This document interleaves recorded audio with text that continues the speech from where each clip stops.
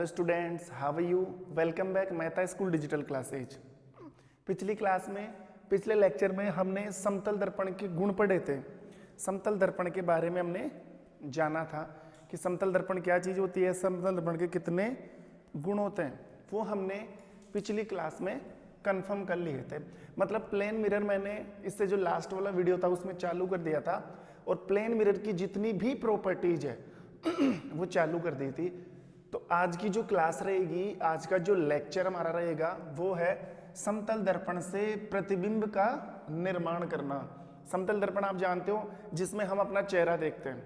हमारे घर पर जो आईना होता है ना, जो मिरर होता है वो प्लेन मिरर ही होता है, समतल दर्पण होता है। तो उसमें इमेज कैसे बनती है, हम अगर उस मिरर के सामने जाके खड़े हो रहे हैं तो हमारा चित्र उसमें कैसे नजर आ रहा है, वही चीज मैं आज सिखाने वाला हूं। तो आज का टॉपिक है समतल दर्पण से प्रतिबिंब का निर्माण, image formed by plane mirror. Plane mirror से क्या बनानी है? इमेज बनानी है। तो देखो कैसे प्लेन मिरर से इमेज बनती है, पढ़ते हैं।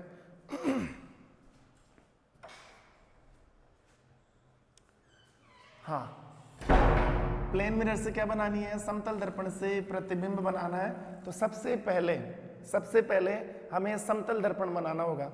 देखो जैसे मान लो ये एक समतल दर्पण है,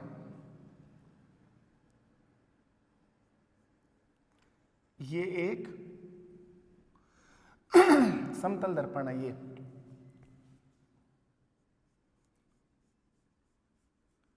ये हमारे पास एक प्लेन मिरर है और इसको मैंने नाम दे दिया M और M डैश, M और M डैश।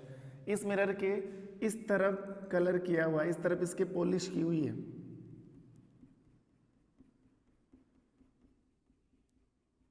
इस तरफ क्या कर दी? पॉलिश कर दी। अब बताओ प्रकाश की किरण किधर से डाली जाएगी, नीचे से कि ऊपर से? सीधी सी बात है, ऊपर से डालेगी। तो मान लो यहाँ पर कुछ दूरी पर हमारा कोई ऑब्जेक्ट है P, ये कोई वस्तु है P। अब हमें क्या करना है, ये कोई वस्तु है, वस्तु से प्रकाश की किरण निकलती है। और ध्यान रखना प्रतिबिंब तब ही बनता है जब दो किरणें, दो या दो से ज्यादा हो सकती है, दो से कम नहीं हो सकती, दो या दो से ज्यादा किरणें परावर्तित होने के बाद जब एक दूसरे को काटेगी ना, जब एक दूसरे को इंटरसेक्ट करेगी, उस बिंदु पर, उस प्रतिच्छेदन बिंदु पर, उस इंटरसेक्टर पॉइंट पर जो प्रतिबिंब का जो छाया चित्र मिलता है, जो प्रतिलिपि मिलती है, उसे ही क्या बोलते हैं? प्रतिबिंब। कुल मिला के सीधी सी बात मैं बोलूं कि हमें अगर इस वस्तु का प्रतिबिंब बनाना है तो इससे प्रकाश की किरणें निकालनी होगी। प्रकाश की किरणें तो निकल जाएगी, दर्पण से टकराकर वो किरणें जिस बिंदु पर मिलेगी ना, उसी बिंदु पर इस बिंब का क्या मिलेगा? प्रतिबिंब। तो प्रतिबिंब बनाने के लिए कम से कम कितने किरणें चाहिए? प्रतिबिंब बनाने के लिए कम से कम दो किरणें। कितनी? कम से कम दो किरणें। तो हमें क्या करना है? इस वस्तु से दो प्रकाश की किरण निकालनी है। देखो एक प्रकाश की किरण ये रही, ये एक प्रकाश की किरण। दूसरी प्रकाश की किरण निकालो इससे,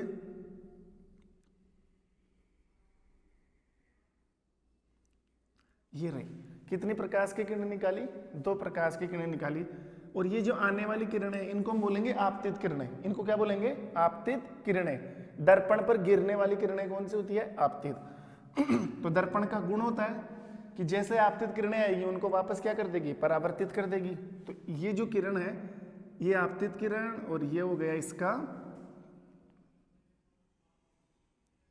परावर्तन। ये क्या हो गया? इसका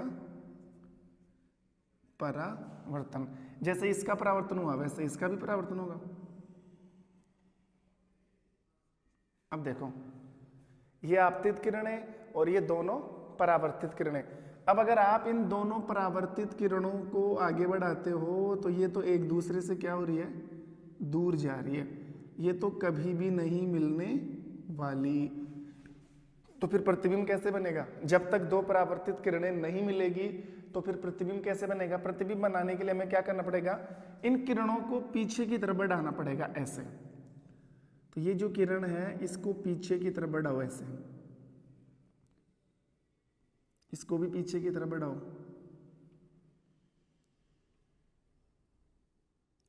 और जिस बिंदु पर ये दोनों किरणें मिल जाए, समझ लेना वहीं पर क्या बन गया, प्रतिबिंब। तो दोनों किरणें यहां पर मिल रही हैं।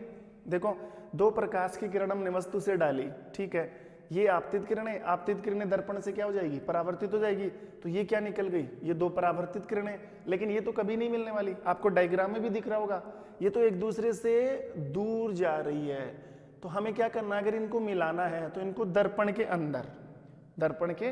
अंदर मिला दो ऐसे। तो दर्पण के किसी बिंदु पर ये मिलेगी, और जिस बिंदु पर मिलेगी वही इसका क्या होगा, वस्तु का प्रतिबिंब। मान लो वस्तु P थी, तो प्रतिबिंब बन गया P', प्रतिबिंब क्या बन गया, P' बन गया। तो ऐसे समतल दर्पण में प्रतिबिंब का निर्माण या प्रतिबिंब की रचना होती है। और इस प्रकार के बने प्रतिबिंब कैसे होते हैं, इस प्रकार के बने प्रतिबिंब वास्तविक नहीं होते, आभासी प्रतिबिंब। तो याद करो, मैंने जब तुम्हें आभासी प्रतिबिंब पढ़ाया था तो क्या क्या बातें बताई थी उसके लिए, कि आभासी प्रतिबिंब सीधे बनते हैं, ठीक है, आभासी प्रतिबिंब दर्पण के अंदर बनते हैं, अंदर बन रहा ना। आभासी प्रतिबिंब को पर्दे पर प्राप्त नहीं कर सकते, जब दर्पण के अंदर बन रहे हैं तो पर्दे पर कैसे प्राप्त करोगे, हो ही नहीं सकता। और सबसे इंपॉर्टेंट बात, जो आभासी प्रतिबिंब की डेफिनेशन भी हो सकती है कि आभासी प्रतिबिंब वह प्रतिबिंब होता है जिसमें परावर्तित किरणें वास्तव में नहीं मिलती है। ये सबसे मेन पॉइंट है, सबसे मेन बात है, ढंग से नोटिस कर लेना इसको, कि आभासी प्रतिबिंब वह प्रतिबिंब होता है जिसमें परावर्तित किरणें वास्तव में नहीं मिलती है। देखो, ये परावर्तित किरणें है ना, ये वास्तव में नहीं मिलती, परावर्तित किरणें वास्तव में नहीं मिलती। वो परावर्तित किरणें दर्पण के अंदर किसी बिंदु से निकलती हुई नजर आती है, जो बाहर की तरफ क्या होती है, अपसारित होती है, फैलती है। वापस बोल रहा हूं, नोट करना, वह प्रतिबिंब जिसमें परावर्तित किरणें वास्तव में नहीं मिलती है, और ये परावर्तित किरणें दर्पण के अंदर किसी बिंदु से निकलती हुई नजर आ रही है। इस बिंदु से ये परावर्तित किरणें अंदर से निकल रही है और बाहर जाकर क्या हो रही है, अपसारित। अपसारित का मतलब होता है फैलना। वास्तव में नहीं मिल रही है, हकीकत में परावर्तित किरणें नहीं मिल रही है, लेकिन हमें ऐसा लग रहा है, हम इस चीज को महसूस कर रहे हैं कि दर्पण के अंदर किसी बिंदु से ये परावर्तित किरणें अपसारित हो रही है। मतलब किसी बिंदु से निकल रही है और निकलकर फैल रही है, किसी बिंदु से, इस बिंदु से ये परावर्तित किरणें निकलती हुई नजर आ रही है। और जिस बिंदु से निकलती नजर आ रही है वहीं पर हमारा क्या बन जाता है, प्रतिबिंब। और इसे ही बोला जाता है वास्तविक प्रतिबिंब। जबकि आप और दर्पण में देखोगे ना, गोलीय दर्पण में, अवतल दर्पण में, उसमें ये परावर्तित किरणें मिलती है, उसमें दर्पण के अंदर से निकलती हुई नजर नहीं आती है, उसमें हकीकत में मिलती है, वास्तविकता में मिलती है, रियलिटी में मिलती है। लेकिन यहाँ पर वर्चुअलिटी में मिल रही है, अंदर से मिलती हुई नजर आ रही है, बाहर नहीं मिल रही है। और जिस बिंदु पर मिलेगी वो ही इस वस्तु का क्या होगा, प्रतिबिंब होगा। इस बिंब का क्या होगा, प्रतिबिंब होगा। तो समतल दर्पण में प्रतिबिंब का निर्माण कैसे होता है, समझ में आ गया होगा। इसका वर्णन कैसे करना है, सुनो ध्यान से। सर्वप्रथम हम एक दर्पण M और M' लेते हैं। सर्वप्रथम हम एक दर्पण M और M' लेते हैं। दर्पण पर किसी बिंदु P से वस्तु से दो आपतित किरणें दर्पण पर डाली जाती है। ये आपतित किरणें दर्पण से टकराकर परावर्तित हो जाती है और एक दूसरे से दूर होती जाती है। लेकिन इन बिंदुओं को दर्पण के अंदर मिलाने पर ये किसी बिंदु P' पर मिलती है, और वो P' उस वस्तु का प्रतिबिंब कहलाता है। समझ में आई बात। आप चाहो तो यहां से अभिलंब भी डाल सकते हो। ये क्या है, दर्पण से 90 डिग्री के कोण पर क्या डलता है, अभिलंब। ये अभिलंब है, तो मान लो ये अभिलंब O है और ये अभिलंब O' है। ये अभिलंब O है और ये अभिलंब क्या है, O' है। तो ये है समतल दर्पण के द्वारा बना हुआ प्रतिबिंब। ऐसे समतल दर्पण के द्वारा किसका निर्माण होता है, प्रतिबिंब। ये लो, और ये जो प्रतिबिंब बन रहा है ना, ये कैसा प्रतिबिंब बन रहा है, आभासी। कैसा प्रतिबिंब बन रहा है, आभासी, वर्चुअल, मतलब काल्पनिक प्रतिबिंब। काल्पनिक प्रतिबिंब समझ में आ गया होगा। छोटा सा है, कुछ नहीं करना, दो किरणें निकालो, परावर्तित करो, दर्पण के अंदर मिला दो, खत्म बात। अब देखो, जब मैंने तुम्हें समतल दर्पण के गुण पढ़ाए थे तो उसका पहला पॉइंट था कि समतल दर्पण आभासी और सीधे प्रतिबिंब बनाता है, ठीक है। सेकंड पॉइंट पर आओ। सेकंड पॉइंट क्या बताया था मैंने कि दर्पण से दर्पण और बिंब के बीच में जितनी दूरी होती है उतनी ही दूरी दर्पण और दर्पण के अंदर बने प्रतिबिंब के बीच में होती है। ये दर्पण, ये बिंब, तो दर्पण और बिंब के बीच में जितनी दूरी होती है ये वाली डिस्टेंस, उतनी ही डिस्टेंस दर्पण और प्रतिबिंब के बीच में होती है। तो समझ में आ रही होगी बात, यानी कि भुजा PM और भुजा P', भुजा PM और भुजा P', ये दोनों बराबर है ना। According to second point of the properties of the plane mirror, आप बोल सकते हो the side of PM are equal to P'। अब इसको क्या करना है, प्रूव करना है। इसको क्या करना है, प्रूव करना है। देखो ये भुजा PM, भुजा PM बराबर है किसके, P', के। PM बराबर है किसके, P', के। लेकिन ऐसे कहने से ही थोड़ी बराबर हो जाएगी, डायग्राम में तो बराबर दिख रही है ना, डायग्राम में तो बराबर दिख रही है, लेकिन कहने से ही बराबर थोड़ी हो जाएगी। अब हमें क्या करना है, इसको प्रूव करना है। इसको क्या करना है, प्रूव करना है। तो ध्यान रखना, भुजा PM और भुजा P', को क्या करना है, हमें बराबर सिद्ध करना है, बराबर सिद्ध करना है, ठीक है।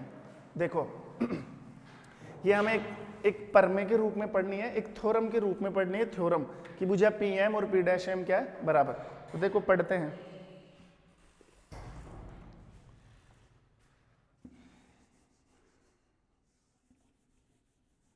ये डायग्राम थोड़ा सा क्या कंजेस्टेड है, इसको मैं खुला खुला बनाता हूं, बड़ा बनाता हूं।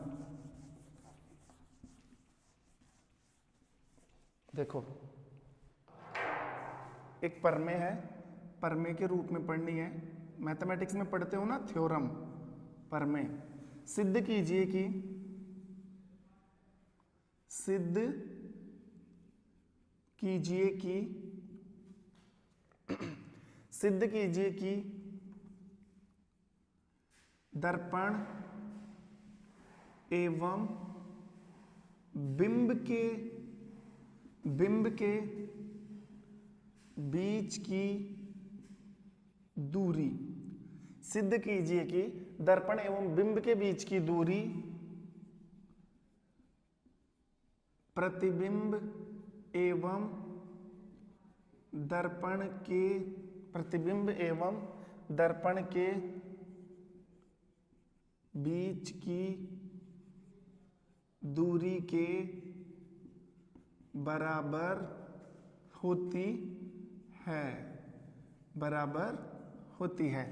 सिद्ध कीजिए कि दर्पण एवं बिंब के बीच की दूरी, दर्पण और बिंब के बीच की दूरी प्रतिबिंब एवं दर्पण के बीच की दूरी के बराबर होती है। ये दूसरा गुण है किसका, समतल दर्पण का। तो हमें क्या करना है, इन दूरियों को, इन भुजाओं को बराबर सिद्ध करना है। तो सिद्ध करने से पहले हमें डायग्राम तैयार करना पड़ेगा। डायग्राम बनाना अभी बता ही दिया आपको, देखो कैसे है। ये देखो, ये तो समतल दर्पण, ये तो समतल दर्पण, M और M'। एक तरफ क्या कर दो, इसके कलर कर दो, एक तरफ क्या कर दिया, ये पॉलिश कर दी, कोटिंग कर दी, ठीक है। यहां पर किसी बिंदु P से दो प्रकाश की किरणें डालो, डाल दी। तो ये प्रकाश की किरण इधर परावर्तित हो गई, ये प्रकाश की किरण इधर परावर्तित हो गई, ये आपतित किरणें। तो ये दोनों कहीं पर मिलेगी क्या, नहीं मिलेगी ये, ठीक है। इनको आप पीछे की तरफ बढ़ाते हो ऐसे, तो ये किसी बिंदु पर मिलती हुई नजर आती है यहां पर। अब आप देखो, ये वाली जो डिस्टेंस है, ये वाली जो डिस्टेंस है वो इस डिस्टेंस के क्या है, बराबर। डायग्राम आपको ऐसा बनाना है कि ये दोनों दूरियां क्या होनी चाहिए, बराबर नजर आनी चाहिए। ये थोड़ा सा डायग्राम अलग जा रहा है, इसको थोड़ा सा सही करते हैं। देखो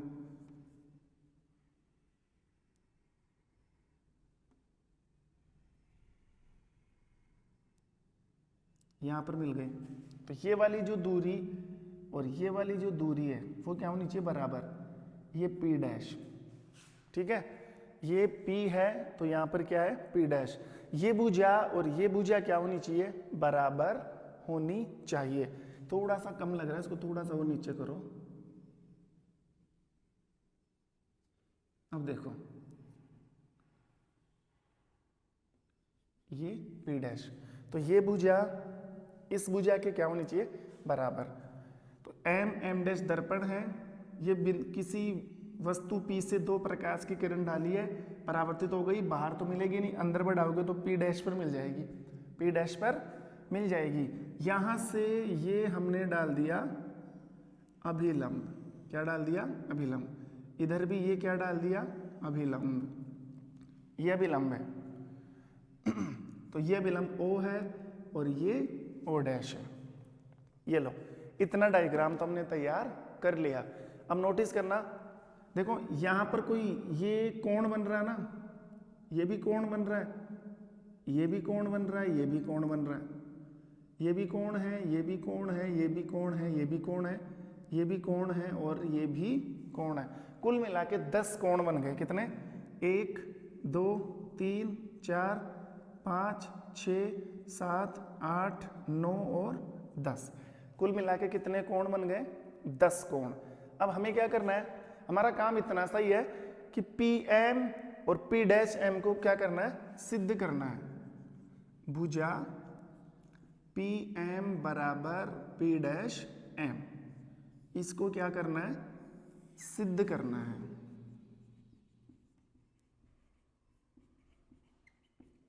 सिद्ध करना है, आ रही बात समझ में।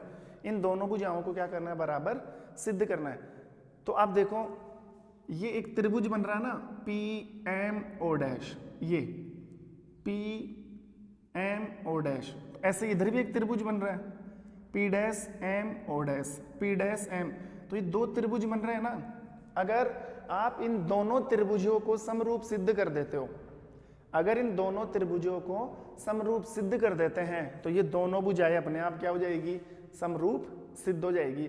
और किन्हीं 2 त्रिभुजों को समरूप सिद्ध करने के लिए हम क्या करते हैं, 3 तरीके अपनाते हैं। या तो S वाला नियम, तीनों भुजाओं को बराबर सिद्ध कर दो, या SA, देखो 3 तरीके, S साइड साइड साइड, तीनों भुजाओं को बराबर सिद्ध कर दो। SAS side angle side, 2 side और 1 एंगल बराबर है तो भी हम कह सकते हैं कि 2 त्रिभुज कॉन्जुगेट है, मतलब सिमिलर है। एक होता है ASA, 2 कोण और 1 भुजा भी अगर आप सिद्ध कर देते हो बराबर तो भी बोल सकते हो कि दोनों त्रिभुज सर्वांग सम, मतलब समरूप है। तो हमें यही करना है, इन दोनों त्रिभुजों को समरूप सिद्ध करना है। तो अपने आप ये भुजाएं क्या हो जाएगी, समरूप सिद्ध हो जाएगी, बराबर हो जाएगी। देखो अब ध्यान देना, लेकिन इससे पहले ये जो त्रिभुज है ना, डायग्राम में नोटिस करो, PMO डैश, PMO डैश, और एक कौन सा है, P डैश MO डैश। इनको समरूप सिद्ध करना है। लेकिन उससे पहले देखो 2 त्रिभुज और बन रहे हैं। एक त्रिभुज तो देखो ये बन रहा, कौन सा, POO डैश, POO डैश। एक त्रिभुज कहाँ बन रहा है, इधर, P dash OO dash, P dash OO dash. पहले इन दोनों त्रिभुजों को समरूप सिद्ध करना है। तो देखो त्रिभुज POO डैश एवं त्रिभुज P डैश OO डैश को समरूप सिद्ध करने पर, समरूप सिद्ध करने पर अब क्या करोगे, देखो इन दोनों को सिद्ध करने के लिए तीन तरीके अपना सकते हो आप, S वाला, SAS वाला और ASA वाला। तो आप सुनो ध्यान से, इन दोनों त्रिभुजों में ये वाली जो भुजा है ना, ये कौन सी भुजा है, ये वाली भुजा, ये कौन है 10वां, ये वाली भुजा O और O डैश, O और O डैश, ये भुजा उभयनिष्ठ है। इस त्रिभुज में भुजा O डैश एक उभयनिष्ठ भुजा है, उभयनिष्ठ भुजा है। ये वाली भुजा उभयनिष्ठ है ना, O और देखो ये त्रिभुज O और O डैश वाली भुजा क्या है, उभयनिष्ठ है, तो एक भुजा तो बराबर हो गई। अब आपको क्या करना है, देखो यहां पर देखो कोण 2 और कोण 3 बराबर है, कोण 2 बराबर कोण 3, कैसे? परावर्तन के प्रथम नियम से, परावर्तन के प्रथम नियम से। समझ में आई बात? परावर्तन का पहला नियम क्या था कि आपतन कोण, देखो ये परावर्तित तो हो रहा है, आपतित किरण परावर्तित किरण इनके बीच में विलंब, तो आपतन कोण और परावर्तन कोण हमेशा क्या होते हैं? बराबर होते हैं। कोण 2 और कोण 3 क्या हो चुके हैं? बराबर हो चुके हैं। तो जैसा इस त्रिभुज में हो रहा ना, ऐसा जैसा इस त्रिभुज के अंदर हो रहा है वैसा ही इस त्रिभुज में भी होगा। ऐसे इस त्रिभुज में भी अगर आप ये वाली स्थिति देखोगे तो यहाँ पर भी 2 और 3 क्या आएंगे? बराबर ही आएंगे। तो एक कोण तो हमने क्या कर दिया? बराबर कर दिया। एक कोण बराबर हो गया और एक भुजा बराबर हो गई। तो ए एस ए, ये नियम लगाना है, ए एस ए, एक कोण और बराबर सिद्ध करना है, एक कोण और बराबर सिद्ध करना है। तो आप देखो यहां से लेकर ये वाला कोण कौन कितने डिग्री का? 180 का। कितने डिग्री का कोण है? 180। अगर इस 180 में से एक को घटा दूं मैं तो ये 2 3 4 बच जाएगा ना। देखो ऐसे बन रहे हैं ना कोण, समझना ध्यान से।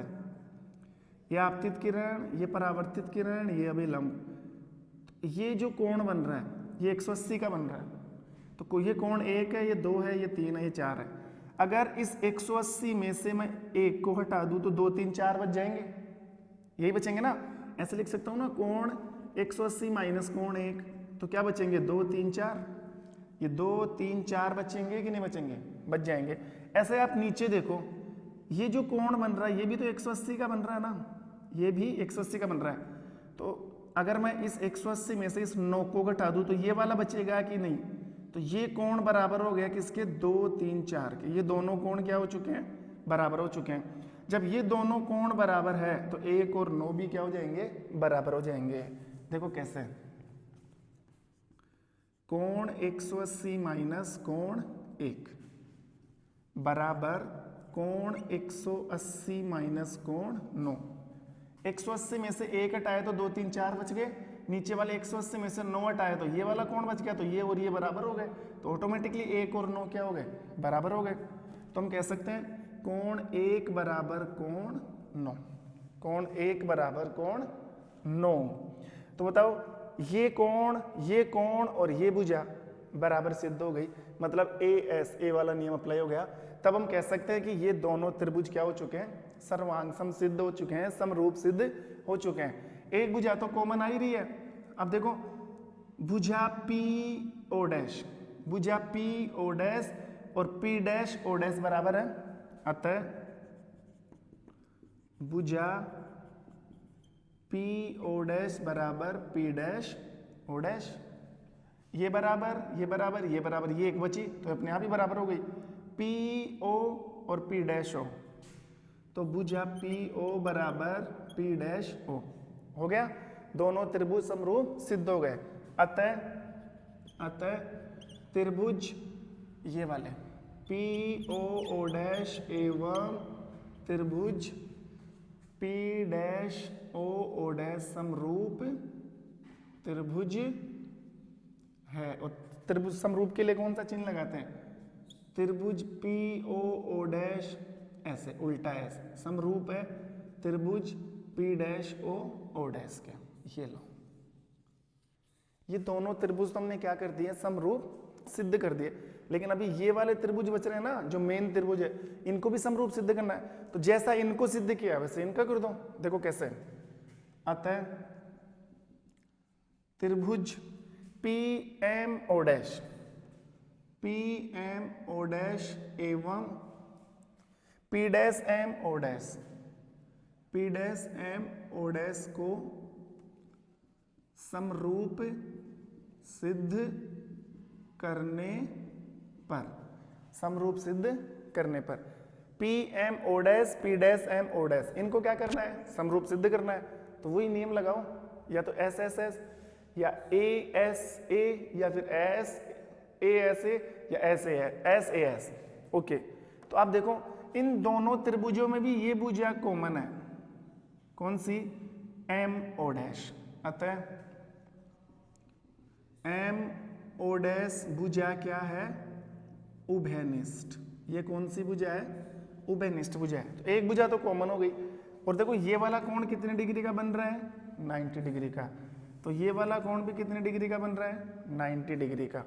तो ये 90 ये 90, तो कोण भी बराबर हो गए, कोण भी बराबर हो गए।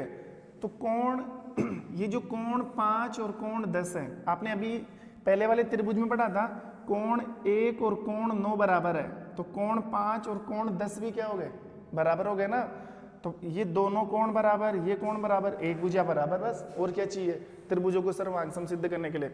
जब इतनी बातें हो गई तब आप कह सकते हो कि भुजा पी ओ डैश, भुजा पी ओ डैश बराबर है किसके, पी ओ डैश बराबर है पी डैश ओ डैश के, पी डैश ओ डैश के।